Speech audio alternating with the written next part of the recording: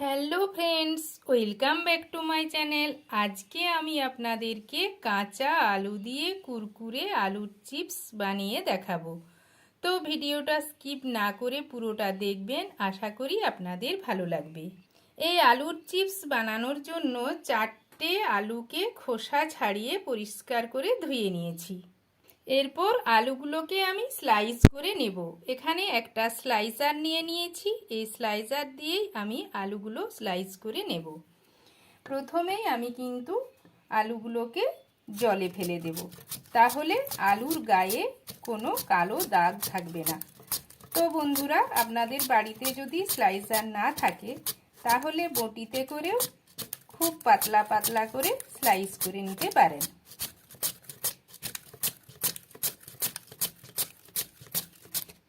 এরকম ভাবেই আমি সব আলুগুলো স্লাইস করে নেব। সব আলুগুলো স্লাইস করে নিয়েছি।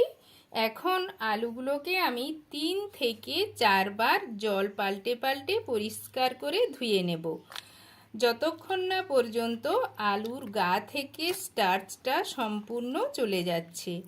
আর যখন দেখবেন জলটা একদম পরিষ্কার বের হচ্ছে, তখনই বুঝে নিতে হবে আলুগুলো খুব ভালোভাবে ধোয়া হয়ে গিয়েছে। এইরকম ভাবে 3 থেকে 4 বার জল পাল্টে পাল্টে আমি আলুগুলোকে খুব ভালোভাবে ধুয়ে নেব।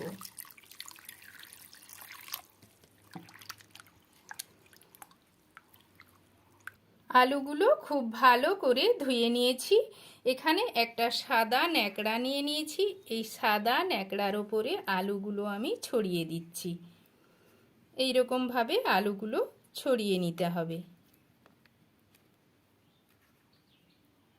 সব আলুগুলো কাপড়ের ওপর ছড়িয়ে দিয়েছি। এখানে একটা সাদা ন্যাকড়া নিয়ে নিয়েছি, এই সাদা ন্যাকড়া দিয়ে আলুর ওপরে যে জলটা আছে সেটা খুব ভালোভাবে মুছে নেব। এই আলুগুলোকে কিন্তু মোটেও রোদে দেওয়া যাবে না, তাহলে আলুর গায়ে কালো দাগ এসে যাবে, চিপসগুলো ভাজলে দেখতে ভালো লাগবে না। জলটা ভালো করে মুছে নিয়ে দরকার হলে ফ্যানের তলায় 2-3 মিনিটের মতো রেখে দিতে পারেন। এই রকম ভাবে আমি আলুর গায়ের জলটা খুব ভালোভাবে মুছে নেব।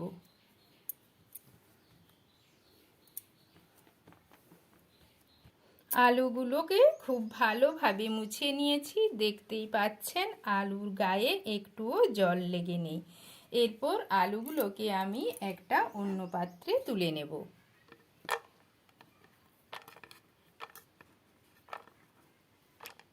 সব আলুগুলোকে আমি একটা প্লেটের মধ্যে তুলে নিয়েছি। এরপর এটাকে 2 মিনিটের মতো ফ্যানের তলায় রেখে দেব। ফিরে এলাম 2 মিনিট পর। তো দেখুন, আলুগুলো ফ্যানের তলায় 2 মিনিট রেখে দেওয়ার ফলে আলুর গায়ে একটুও জল লেগে নেই, আলুগুলো একদম শুকনো হয়ে গিয়েছে। এবার আমি চলে যাব রান্নার প্রসেসে।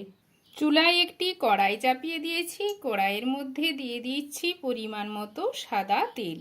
তেলটা খুব ভালো করে গরম করে নেব। তেল গরম হয়ে গিয়েছে, এখন দিয়ে দিচ্ছি স্লাইস করে রাখা আলুর চিপস। এই সময় গ্যাসের ফ্লেমটা মিডিয়ামে রেখে আলুর চিপসগুলোকে ভালো করে ভেজে নিতে হবে। একদম হাই ফ্লেমে রাখা যাবে না, তাহলে কিন্তু আলুগুলো ভালো করে ভাজা যাবে না। আলুর স্লাইসগুলোকে এইভাবে অনবরত নাড়িয়ে যেতে হবে, নইলে কিন্তু এক দিকটা পুড়ে যাবে আর অপর দিকটা ভালো করে ভাজা হবে না। এইরকম নাড়িয়ে চাড়িয়ে আলুর চিপসগুলোকে আমি ভেজে নেব। আলুর চিপসগুলো ভাজা হয়েছে কি হয় না সেটা কিভাবে বুঝবেন সেটা আমি আপনাদেরকে দেখিয়ে দিচ্ছি। তো দেখুন বন্ধুরা, আলুর চিপসের গায়ে এখন তেল অনেকটাই লেগে আছে, তাহলে আর একটু আলুর চিপসগুলোকে ভেজে নিতে হবে। আরও 1 মিনিটের মতো আলুর চিপসগুলোকে আমি ভেজে নেব। আলুর চিপসগুলো ভাজা হয়ে গিয়েছে, এরপর এগুলোকে আমি কড়াইয়ের থেকে তুলে নেব।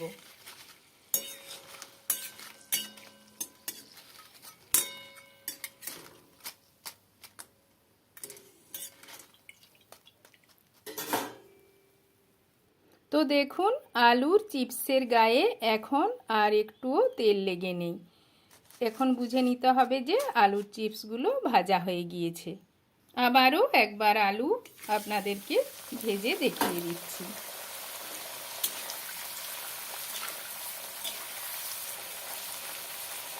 গ্যাসের ফ্লেমটা এরপর মিডিয়ামে করে দেব। মিডিয়ামে করে দিয়ে আলুগুলোকে অনবরত নাড়িয়ে চাড়িয়ে ভেজে নেব। এই আলুর চিপসগুলো ভাজা হয়ে গিয়েছে, এইগুলোকে আমি তুলে নেব। এইরকম ভাবেই সব আলুর চিপসগুলো আমি ভেজে নেব। তো দেখুন আলুর চিপসগুলো সব ভাজা হয়ে গিয়েছে। এগুলো দেখতে কতটা সুন্দর হয়েছে। এগুলো দেখতে যতটা সুন্দর হয়েছে খেতেও কিন্তু খুব ভালো লাগবে। আপনারাও বাড়িতে খুব সহজে এইভাবে আলুর চিপস বানিয়ে নিতে পারবেন। আর এই আলুর চিপসগুলো কতটা কুরকুরে হয়েছে তা আপনারা দেখতেই পাচ্ছেন। আর এই আলুর চিপসগুলোকে আপনারা বিট লবণ আর গোলমরিচের গুঁড়ো দিয়ে খাবেন, খেতে খুব ভালো লাগবে। তো বন্ধুরা, ভিডিওটা ভালো লাগলে আমার চ্যানেলটিকে অবশ্যই সাবস্ক্রাইব, লাইক, শেয়ার এবং নতুন ভিডিওর আপডেট পেতে পাশের বেল আইকনটি প্রেস করে দেবেন। আজকের মতো এলাম বন্ধুরা।